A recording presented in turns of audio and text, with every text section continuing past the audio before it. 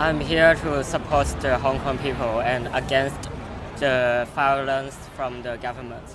Because we are the assembly here today is it's about demand to the government and united with America and UK. So Hong Kong is not special anymore, so we need to fight for our freedom and democracy.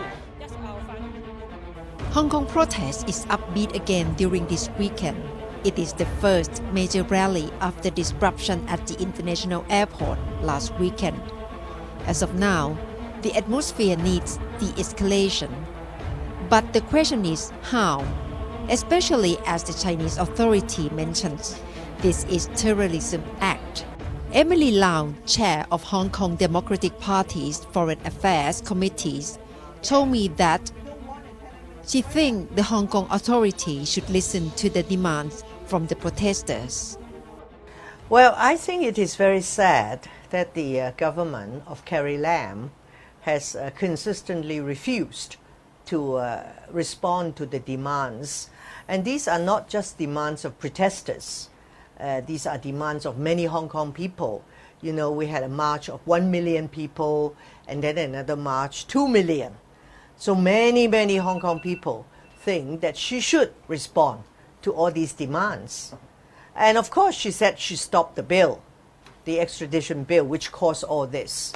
But people say, you cannot say the bill is dead. You should say the bill is completely withdrawn. Because if you say it's dead, and some people say, you heard of Lazarus. He came back from the dead. So we don't want that language. Why can't you say it's withdrawn? And yesterday there was a press conference in Beijing. And the official said, it's up to the Hong Kong government to withdraw it or not. So it's up to her. I don't know why she wouldn't do it. Protesters share the same concern on the policy set by China, one country, two systems. Lau voiced concerns that this means Hong Kong cannot have real democracy. Hong Kong is part of China. We have no democracy. Carrie Lam was not elected by us.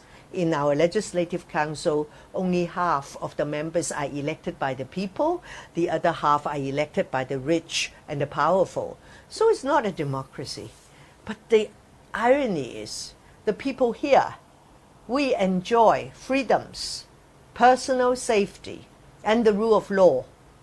So people, we value our personal safety in a sense that now I'm talking to you. When I walk out of the room, there won't be somebody there to arrest me or to arrest you. Personal safety, freedom to speak my mind, the rule of law, our judges are very independent. In many cases, they find the government wrong. The government would lose cases in court. These are the things that we enjoy. These are our core values. But the people see that these core values are crumbling. You said one country, two systems. A few months ago, there was a report by the Foreign Affairs Committee in the House of Commons in the United Kingdom. And the report said, oh, no longer one country, two systems. It's one country, 1.5 systems. That was written in March. If they write it now, maybe it's one country, 1.1 system. So it's just fading, crumbling. And the young people see no future.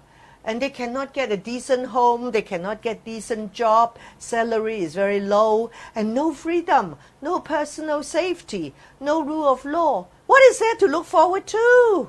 So some of them, they say, they go out to protest with the will written there, saying, now when I die, we'll do this, do that. It's very sad.